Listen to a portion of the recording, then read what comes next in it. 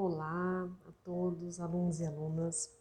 Eu sou a professora Ana Paula Mafia Policarpo, sou assistente social do Tribunal de Justiça de Rondônia há 11 anos, sou mestre em Ciências Sociais e hoje eu gostaria de conversar um pouquinho com você sobre família, né? Um tema tão, tão caro e recorrente, né? Ao serviço social desde a origem da profissão, e eu gostaria de trabalhar alguns conceitos e algumas reflexões com vocês a respeito desse tema. Bom, para começar, eu gostaria de conversar com vocês sobre a origem da família, propriedade privada e do Estado, essa reflexão, né, trazida pelo Engels desde 1884, em que ele traz essa questão do surgimento e evolução da família em 3 fases, né? No início da história da humanidade, a organização social, como que se baseava, né? Esse primeiro momento, o Engels trata que essa organização social ela era nômade, coletivista e matrilinear, né? Nesses tempos primitivos, o cuidado das crianças cabia a todos, né? A gente pensa, porque sempre foi assim, do jeito que nós sabemos hoje, né? Mas não foi sempre assim, né? Nos tempos primitivos, o cuidado das crianças cabia a todos, as mulheres tinham vários parceiros, o parentesco era somente baseada na linhagem materna, né?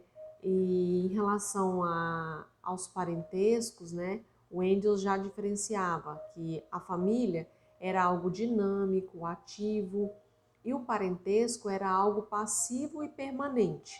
Então ele já fazia essa diferenciação, né? Isso é uma pista para nós entendermos que família é muito mais do que laços de sangue, né? Desde os primórdios, né? Esse conceito já é muito mais do que esses laços de sangue. Ainda nesses tempos primitivos, né? Os parentes eram os parentes mais próximos da mulher, eram que ficavam com a herança, né? Essa questão da herança era destinada aos parentes mais próximos das mulheres. A paternidade, devido à própria composição desse núcleo familiar, né? Era desconhecida, não se dava importância a essa questão da origem paterna. Portanto, os filhos não herdavam o que era dos pais, né?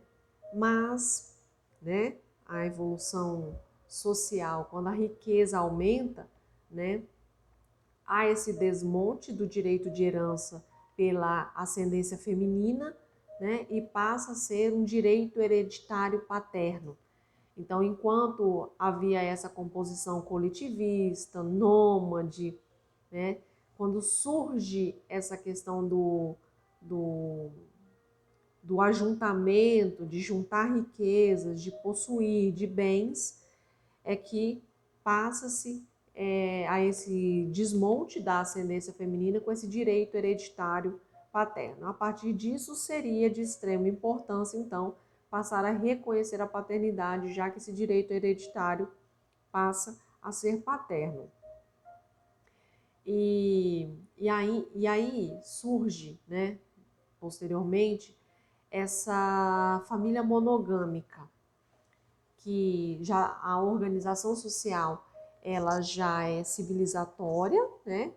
Na origem desse termo, já uma organização mais coletiva, num período de complexificação do trabalho humano, né? Que já não se usa mais ferramentas tão rudimentares, já começa a se desenvolver, a se complexificar a divisão social do trabalho, né? E aí as comunidades perdem essa característica nômade e passam a, como se diria, né, entrar os bens na jogada, né, que passam a cultivar gados, agricultura, desenvolver ferramentas, utensílios mais elaborados, né, e a monogamia dá esse tom das uniões que passam a garantir a transmissão dos bens paternos, né, a partir dessa descendência paterna. Passa-se, então, a uma consolidação do modelo patriarcal. Bom, essa passagem é de uma maneira comunista, né, que a propriedade comum, fruto do trabalho coletivo, para essa propriedade privada dos meios de produção, então passa essa riqueza nas mãos de poucos e homens, né? Esse modelo acaba superando esse modelo primitivo, tornando a família um grupo menor, mais restrito, né? Como conceituando a família como uma unidade econômica nesse momento já, né? Então a gente passa desse cuidado coletivo das crianças, desse grande grupo que cuida, né, coletivamente dos cuidados, para uma família menor, mais restrita e tendo em vista principalmente a unidade econômica, herança paterna, né? Observe como muda essa observação. Vamos fazer um parênteses aí dentro dessa análise do Engels. O Felipe Ares, por exemplo, quando ele fala da história social da infância e da família, né, ele estuda as sociedades tradicionais europeias, né, e ele traz que na Idade Média, por exemplo, havia ainda a principal contribuição do Felipe Ares é essa questão do sentimento de família, né, e como isso se constrói. Mas ele traz como referência a Idade Média, óbvio, né, na Europa, como uma ausência de sentido da infância e da família, que ela ainda é vivida de modo público, externo, com certo desapego, né? A sociedade cuidava da criança e não a família em si, não era uma obrigação só da família, era uma obrigação coletiva, né? A vida era uma loteria, não havia nada certo nesse sentido. Mas o próprio Felipe Ares, ele traz também como, nesse período, né, uma introdução precoce das crianças ao trabalho, né, como ele chama de infância reduzida. Essa introdução precoce no mundo do trabalho. O mundo educativo, né, nós temos aí ainda nessa Idade Média a escola como ela existia, né, que não é como é hoje, mas era uma escola como uma mediação da igreja, um trabalho educativo voltado às questões religiosas e morais. Era uma escola para os meninos e as meninas mal sabiam ler. Então, nós temos, né, esse processo de matrilinearidade já superado por esse modelo patriarcal.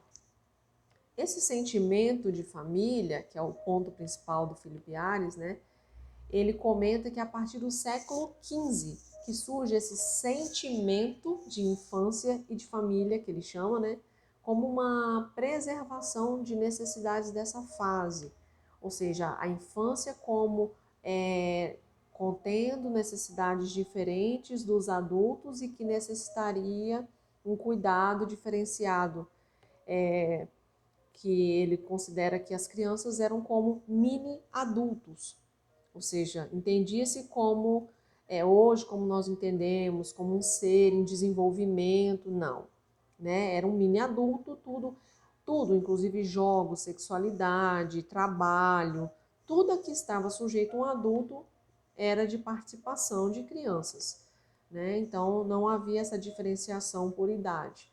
Mas o século XV traz esse início de sentimento de infância e de família. E o século XVI, com o fortalecimento da autoridade paterna, né, com o empenho da legislação real, então isso fortalece.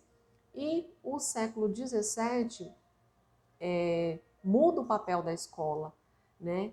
Quando a aprendizagem se torna, então, um papel da escola, que antes era mediado pela escola, para questões morais, apenas para os meninos. Então, há uma reformulação no século XVII desse papel da escola, que influencia também nessa questão de como as classes sociais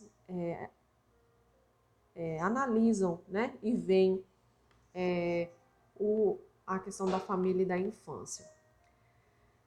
Feito esse parênteses, né, do Philip Yares, então a gente traz, né, quando o Engels traz essa questão do patriarcado, então o Philip Yares, ele faz esse parênteses para nos ajudar também a entender esse momento. E quando o Philip Yares fala dessa questão da família moderna, né, que o Engels também traz, ele fala o seguinte: a família moderna já traz uma característica de valorização da criança, de desenvolvimento das relações que vão gerando a identidade da família moderna.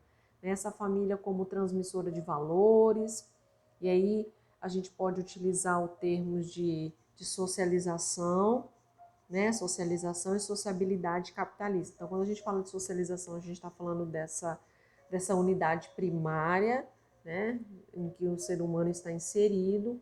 A família, então, como transmissora de valores, que passa a ser retraída a sua intimidade e tem privacidade alargada, criando as bases para a individualização da família. Então, é o que a gente chama, ele dá o exemplo da casa, né? E aí a gente observa de que classe social ele está falando. Nós não podemos colocar no mesmo balaio, né, a família média, a família rica e a família pobre, né? Então, nesse momento, olha, observe que ele está falando, por exemplo, quando ele dá o exemplo, porque as famílias pobres sempre trabalharam por uma questão de necessidade, né? Agora, diferente dessa família moderna, burguesa ou médio-burguesa, então, ele dá um exemplo da casa e do comércio. Então, a casa como um grande barracão, né, onde todos dormiam e compartilhavam com aquele mini adulto, ou seja, né, tudo estava exposto para todos os membros da família, indiferente da idade. A porta dessa casa era aberta para o comércio, que era aberta para a rua. Então, ou seja, não havia uma distinção clara entre ambiente privado e ambiente público. Mas essa família moderna coloca portas, né, que fecham, cômodos separados, um quarto para o casal, um quarto para os filhos, para os meninos, para as meninas, um quarto para os empregados. Então, fecha-se a porta do comércio. A partir disso aqui, isso aqui é público e a minha casa é privada. Então, começa-se essa diferenciação entre o público e o privado, né? Criando as bases para a individualização dessa família. Ou seja, a partir de agora eu passo a recusar tantas influências externas diretamente, ou seja, com a porta do comércio diretamente para casa. Então, quem chega dá palpite na criação das crianças. Não, na organização da casa. A partir de agora eu separo o que é individual da minha família e o que é público. A Revolução Industrial, ela traz essa valorização da criança e desenvolvimento das relações que vão gerando essa identidade da família moderna, porém, né, valorizando essa inserção precoce no mercado de trabalho, né? E esse período da Revolução Industrial, ele é marcado, né, ainda por esse momento de grandes salas. Então, das grandes salas e dos cômodos enormes, né, que todos compartilhavam tudo, passam a ter cômodos, essa saída do ambiente rural para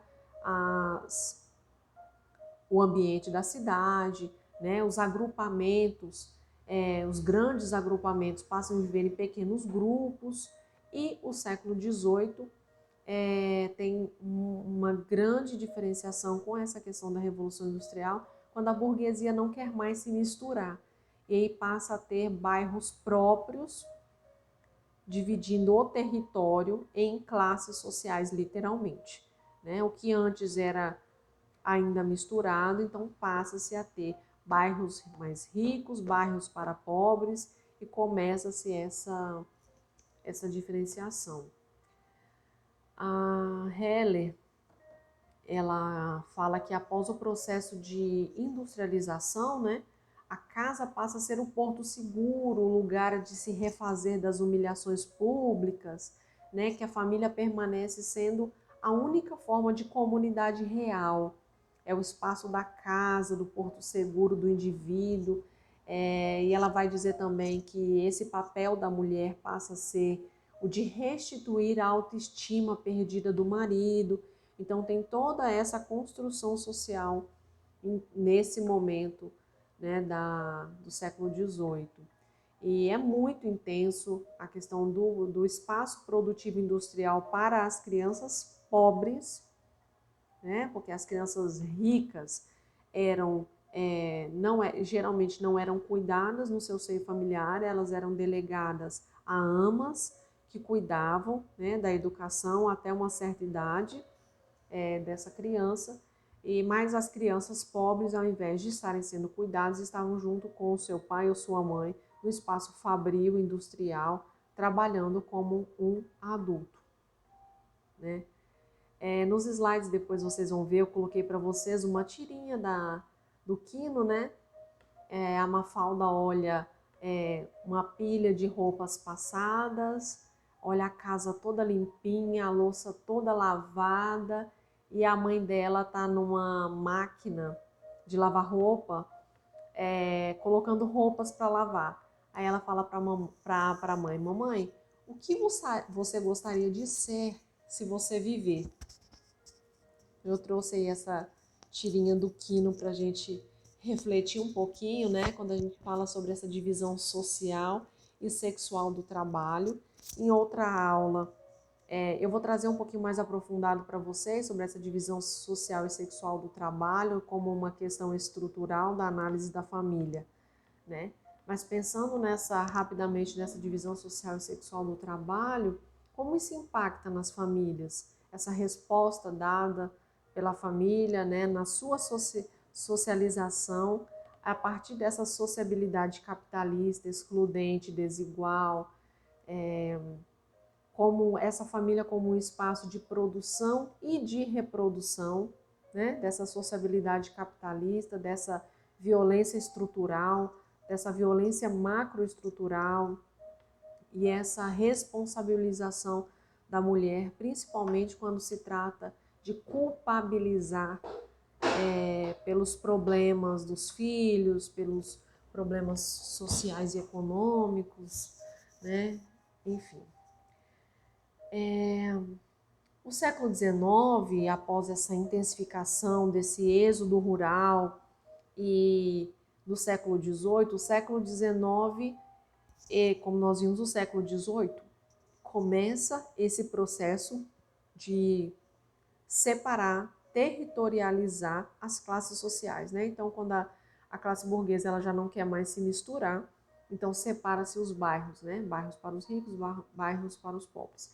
O século XIX, ela intensifica esse sentimento de família nuclear burguesa, né? Como a única família correta e boa, e cria todos esses conceitos como sendo o papai, a mamãe, dois filhinhos, né? Então essas famílias ricas no Brasil, por exemplo, a Chauí traz isso, né? Eram ligadas aos grandes proprietários de terra. Então a gente está de que ponto de vista a gente está falando dessa família, né? Aos proprietários de terra que tinham interesses e grande influência política, econômica, e sempre apoiados pelo Estado, e aqui é um assunto que nós não teremos tempo de trabalhar aqui nesse vídeo, mas que quando a gente vai verificar a história do Estado, seja de forma geral, seja especificamente em cada política pública, a gente verifica que o Estado capitalista, monopolista,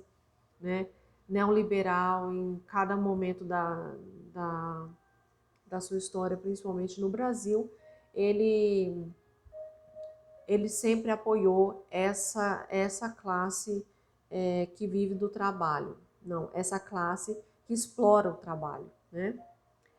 Ou seja, esse Estado também esteve sempre ligado aos interesses da elites, sempre esteve muito misturada essa questão. E esses patriarcas, né, das famílias de posse eram os patrões, os responsáveis pela lei, pela política. Então é óbvio, né, que esse Estado, enquanto elitista, não era formado pela classe trabalhadora, era formado pelos grandes patriarcas que detinham as posses, que eram responsáveis pela lei e pela política, né? Então, como pensar esse cuidado e essa política pública para as famílias formulada sob um ponto de vista que é o da classe burguesa. E tem muitas outras questões nessa questão histórica que nós precisamos ter muito claro, que é a própria formação social brasileira, né? Que o Vanderlei fala muito acertadamente que a história desse continente é de dominação. Nós não estamos falando de uma livre escolha de pessoas de bem que vieram ao Brasil, né, para cultivar, para transformar, não. Né? Nós estamos falando de dominação, de exploração, de morte, de dependência, de desigualdade, de hierarquias, de autoritarismo. Então, a nossa própria formação brasileira, né, tem marcas do escravismo, da monarquia, da ditadura, né? E uma, uma frase muito conhecida do Prado Júnior, né? O sentido da colonização, o peso do regime escravo, a peculiaridade do desenvolvimento desigual e combinado, né? Tudo isso afeta diretamente, né, os contornos da família na pós-industrialização. Então a gente chega num ponto em que a gente precisa entender as famílias da classe que vive do trabalho. Então, enquanto assistente social, eu preciso entender essa família de que ponto de vista? Do ponto de vista do privilegiado, da classe burguesa?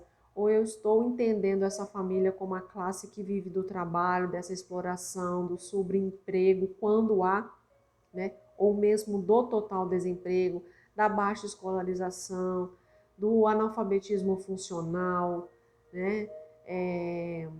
E a gente fica tentando que essas famílias reproduzam esse sistema burguês nuclear, né?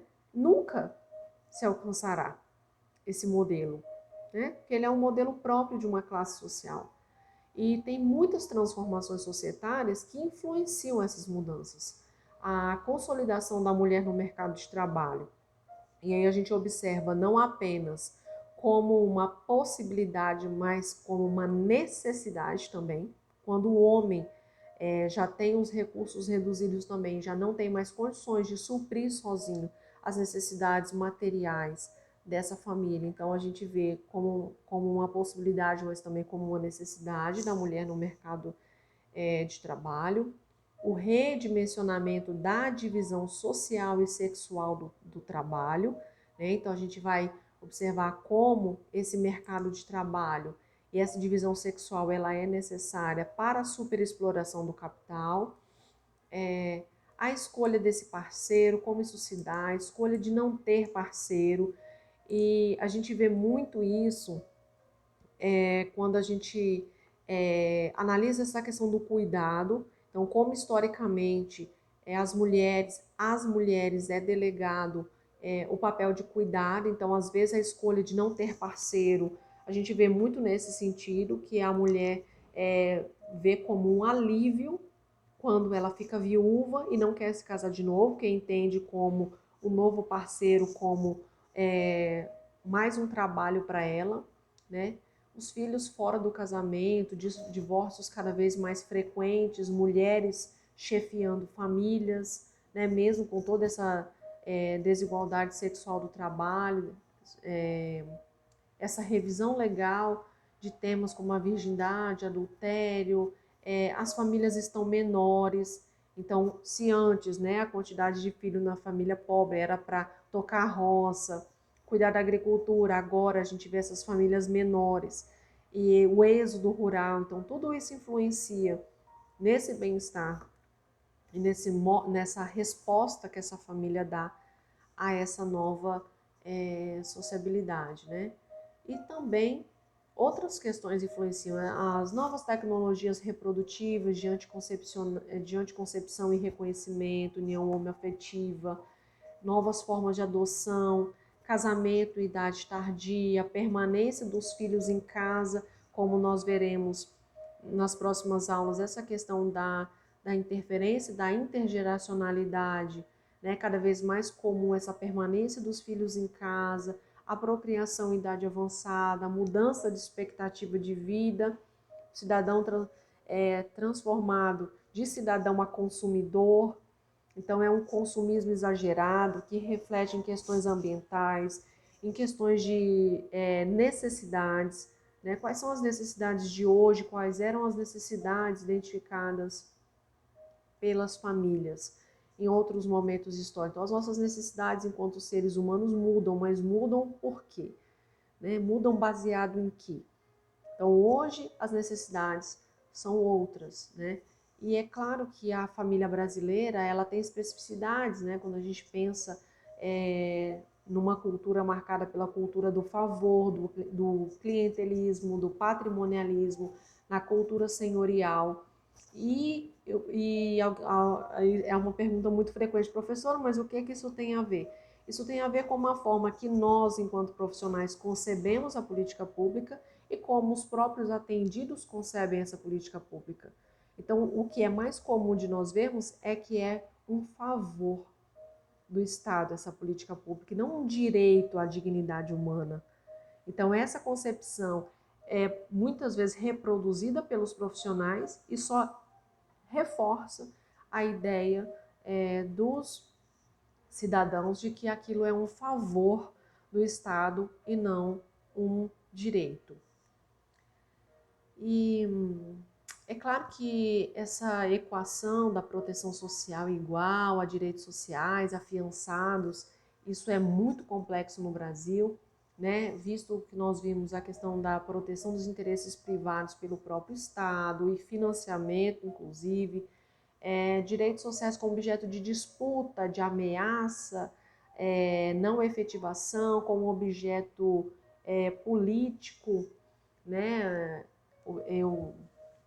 Eu atendo aqui muitos beneficiários do programa Bolsa Família, né? Que vejam como um benefício, não como um direito, que repulsa do sistema solidário de contribuição, né? As famílias são tratadas com indignidade, como não serem dignas da socialização dos custos de produção, né? E a gente observa esse discurso conservador, moralizante, nesse trabalho social com famílias. E uma outra questão também analisando o direcionamento das políticas públicas no trabalho social com famílias, a gente vê ainda um aparato muito grande de controle e ao invés de um compromisso democrático, redistributivo, e a gente vê isso pelas características que moldam o perfil das políticas públicas, os conceitos que norteiam as influências das relações de poder, da formação social brasileira, dos interesses privados, da moral, né, que ainda permeia as políticas públicas e que devem ser evitadas pelos profissionais. Né? Essa herança de práticas disciplinadoras, coercitivas, normatizadoras, né? E as políticas públicas vivem essas contradições do capitalismo, culpabilizando, responsabilizando as famílias nesse familismo, né? De responsabilização única e exclusiva das famílias, como se elas fossem as únicas e totais responsáveis pela situação da sociabilidade em que vivem. Bom, feito esse resgate histórico, nas próximas aulas a gente vai continuar conversando sobre um tema tão complexo e tão amplo como é essa questão da família. Até a próxima!